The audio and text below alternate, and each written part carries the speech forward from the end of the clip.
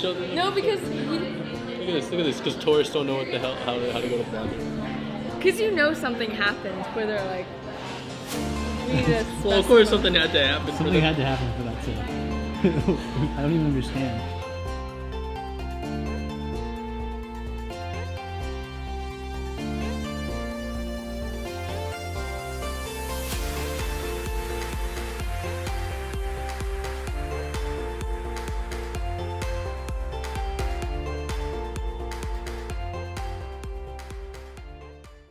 Actually really enjoyed the portraiture aspect of it, and I actually have people like offering me money. Yeah. It's Yo, crazy. photography can be lucrative. Yeah. Like, you should be good at it. I'm actually thinking of opening up a freelance business pretty soon. Yo, hell yeah. So wait, so you've been on Asia's board for the last few years? It's for a while actually. I was an advisor to the board of directors for a couple of years, and then they brought me on. I don't remember when, 2014, 2015. Sweet.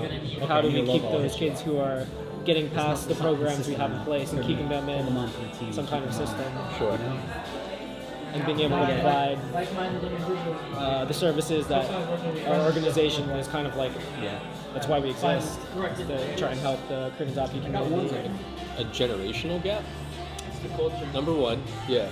Definitely like culture. Yeah. Yeah. Yeah. Everyone's trying to get to the top of that social standing. Yeah, no, that was, oh my god, this was literally, this is like deja vu, like that was talked about last night. Yeah. There's this imaginary social status that It's everything. Asians have to live up to. It's everything. Like where, like, yeah, you think it's cool being the model minority, like, you know what I mean? Where like things don't affect us because we're Asian. Yeah. Because we're smart, we get good grades. Yeah, I feel like, I honestly don't think it's ever going to change. Well, maybe it will change, but if you want to do things, you're just gonna have to either deal with it or you're just gonna have to deal with it. I realized I did not want to deal with it. So I took myself out of there. It's like, But I luckily you packed a parachute. And so exactly. oh my god, that's But yeah, it's funny because now when I do the things that I do, I'm very careful about how I portray it. And like half of me is like, this is really stupid. I shouldn't have to do this. I shouldn't have to walk on eggshells. I shouldn't have to worry about what people think and say. But I mean, I could also just like make an entire new friend group that didn't include Asian people. That thought has crossed my mind. It was like, it's like buying it's like going from iPhone to Android. It's like, I could make this switch. We could do this. The money is there. I have the time to learn. We could make this move. But the ecosystem though. iTunes, iMessage. Do I really want to do this to myself? okay. You could have both. You can be team iPhone and still have friends that use Android. Yeah, it's true. You just don't have to talk about it. Yeah. Because it's funny, even like with photography, I was like, a lot of people I'm taking pictures that were Asian. So like just as a portfolio as a photographer, if I go to like a modeling agency, they're gonna be like, can you take pictures of not Asian people? Hey, Asians are in right now. I've been telling people for the longest time since the start of this year, like Asians are in now. Especially thank you Crazy Rich Asians. Yeah. Come around, giving us like, a little spotlight. And so there's a little bit more representation. Yeah. That's coming up. Sure. I legit I'm totally not gonna put this in the vlog because there's gonna be adults that are not gonna like what I'm gonna say because they're gonna be horrified. But it was funny. Evan, like one of our really good friends, remember we were like podcasting and there was a topic he brought. I don't know why he brought up, but we talked about music. Yeah. But and he was like, he straight up said to me, he goes, and for the last topic of the day, Asa Akira, you know who that is? I was like, fucking of course I know who that is. Right, we know who that is. Right, yeah. And he was like, she's pregnant now. Is she? Yeah. Fucking way. Holy shit. It brings her into a new category. Yeah, it does. Yeah, she can do the pregnant stuff now. Keep that out. And then he goes. She's hosting the Pornhub Awards. Your thoughts on that? I was like, great segue. I was like, I straight up said to him, I go, well, one, because he's like, you know who that is, right? I was like, of course I know who that is, not just because I'm Asian. Like anyone that watches porn knows who the fuck that is. Then I was like, all I'm thinking from my perspective is that, yo, there's never been a better time to be Asian. We got Crazy Rich Asians coming out. Now we have the host of this huge award show being Asian. I don't give a fuck that it's Pornhub. Like, she's Asian. This is great. They could have got anybody to host this award show, and they picked their Asian superstar. This is great. We're on the come up. And I was like, and like, it's so, but it's like, it's, I swear to God, it's in. Yeah. It's getting more Trendy. It is trendy, but I think it's becoming more normalized now. God damn it! Need some AirPods. Sorry. Oh, what's going on?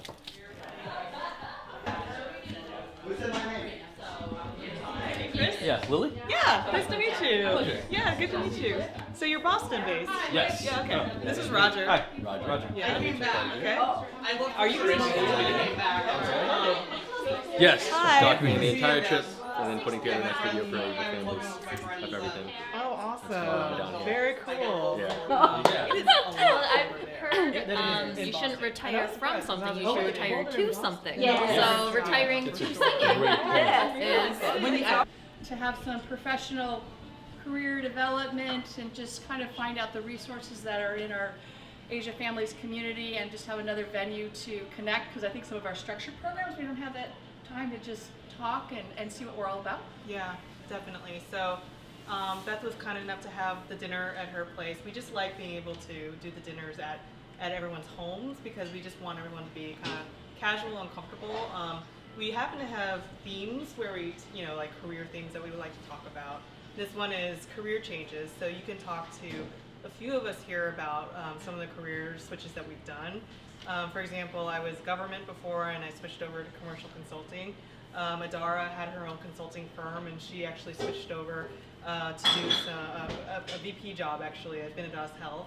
And then Beth is also doing consulting and she was formerly trained as a pediatrician and also worked at the FDA. So if you want to talk to any of us about our experience, we're happy to talk about things that worked, things that didn't work, lessons learned, anything you'd like. And then at the same time, we just want to get together and have a good meal. So So we'll start off with the good meal part. yeah, exactly. As Karen first. says, So just sort of background to like how my professional life started is my parents came over here from Nigeria in 1968 and my dad was in the Foreign Service, which is why they ended up in DC. And so kind of early on, government, public service was just always what I ended up wanting to do. But I moved to the budget office and kind of used that to kick off like my budget and policy work, and ended up leaving there and going to a think tank and did a lot of health policy work, a lot of work around poverty programs, really focused on low-income families and low-income individuals. I'm in a lot of ways fortunate in terms of the times that we live in with social media and where the internet's going, that I'm able to capitalize on that. Because again, in a traditional sense, it's not that that part of business is in me, but if we're talking social media, if we're talking internet, that I can maneuver with the best 10 or 12-year-old. right. Yeah, no, and I think that's why I get along with a lot of kids so That's a benchmark easily. too, Is I can 12 year speak. old. Yeah, no. It really is. That's why I get along with a lot of kids because I can speak their language in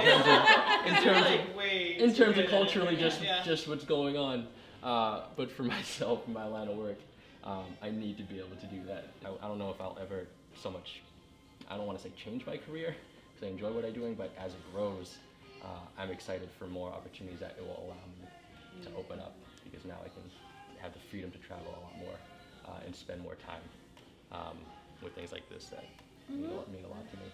Because I tell people all the time, like I'm a trainer by day. Like that's kind of what I do. Pays the bills. It pays the bills. That's all I needed to do, honestly, business-wise. I have many other aspirations that now, because of that, by night, I'm able to work on and work towards. Program. And the thing that I noticed most about Roger, which is really interesting.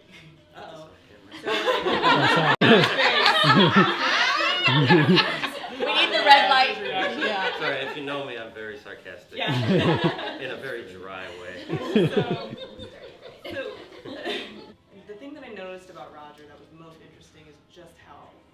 how much he listened to people and how patient he was. And talking about like relationships and like no matter where someone works or what level they're at or what they do, that patience was astounding to me because he's like, I don't know, 6 levels above where, you know, where I am at right now in my career. But the fact that his patience was that good, and I myself was thinking, oh, I need to be like, you know, on the ball. I need to like make sure I demand more from people that work with me.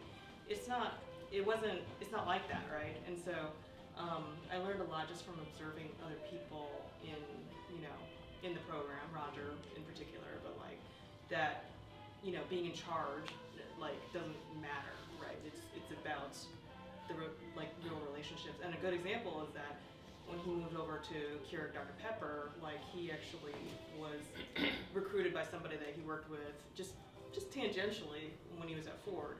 But the guy remembered him, and he's like, I remember that you get things done, but also just who you are, and brought him over with him. I think that's a perfect example of like what it really means. And I think in hindsight, if I thought about all the time I had in federal government before I became a commercial consultant, I look back and I think, what could I have done differently with my relationships back then that had nothing to do with the government environments, the culture, or anything like that, but could have just been useful then. It has nothing to do with like the job itself, but the people, right? And I think that was probably the biggest lesson I learned, ironically, from going to business school, even though I was using it for a career switch, which is very common. It was not necessarily all about that. So it was interesting.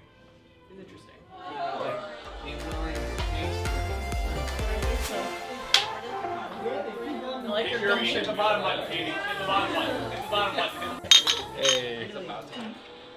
So the fact that we're gonna play Mario Kart and they have that going already maybe makes this the best trip down here ever. Like,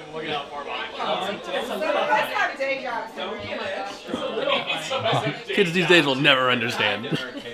Like those jokes about like people being like, so you Chinese or Japanese? Like I'm Korean. Korean. So you Chinese or Japanese? Like I hate that shit.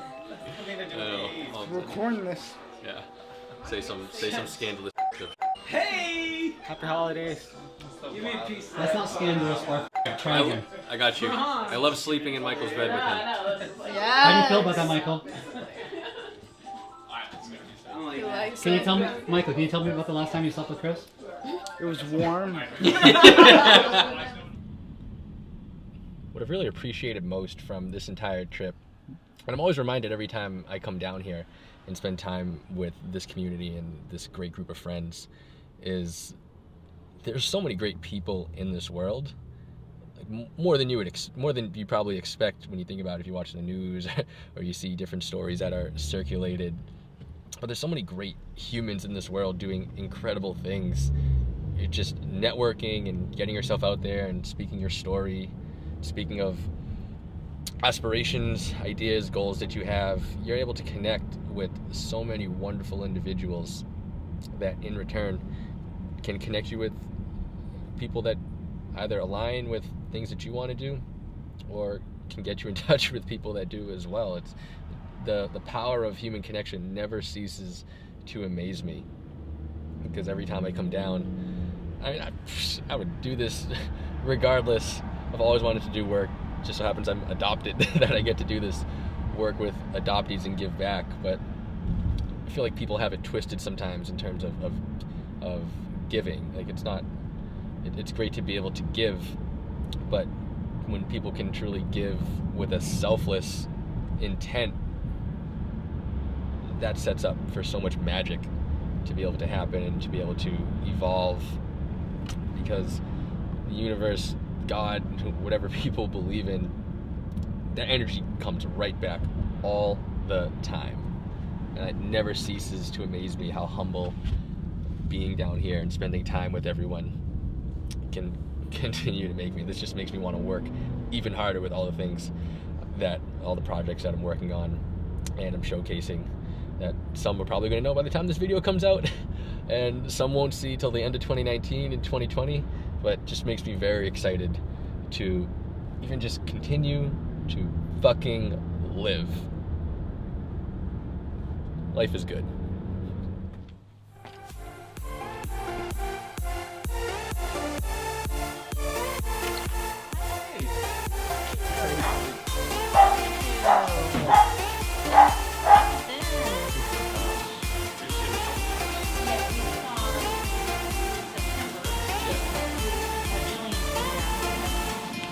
saw that.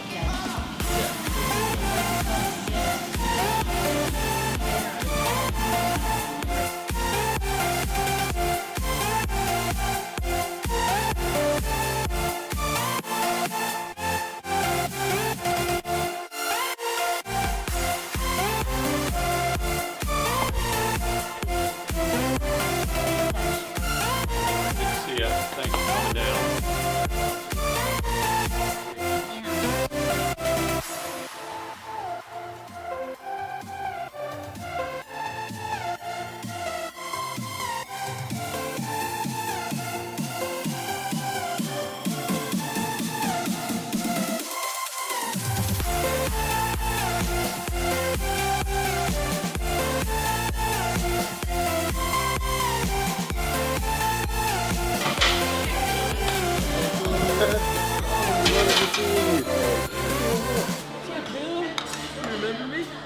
Yeah. You could at least give someone a heads up so I can make I'm so sorry. I thought I did, and then I realized, like, wait, I don't think I did by that look.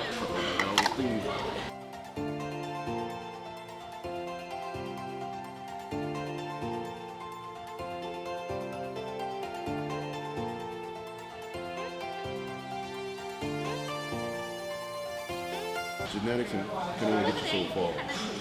You know? Facts. You gotta put like legit work. And then once you put yourself out there, and especially when you're in the professional realm, right? Whether it's myself or yourself, or the pros are now your peers, right? Yeah. But now as them being your peers, you gotta like perform at a high level.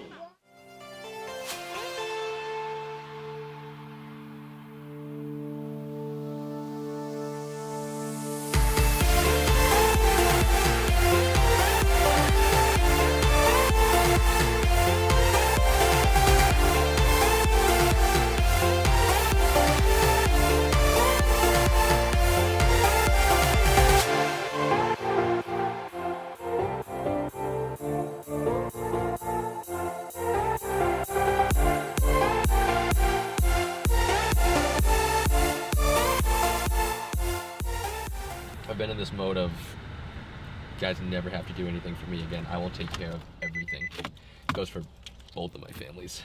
Because it's just a game. At the end of the day. Yeah, hold on, yeah. The bottom line is just admit that he's the greatest of all time. Just say it on camera. He's the second greatest basketball player Who first? of this era since Kobe Bryant. Oh, cut the camera.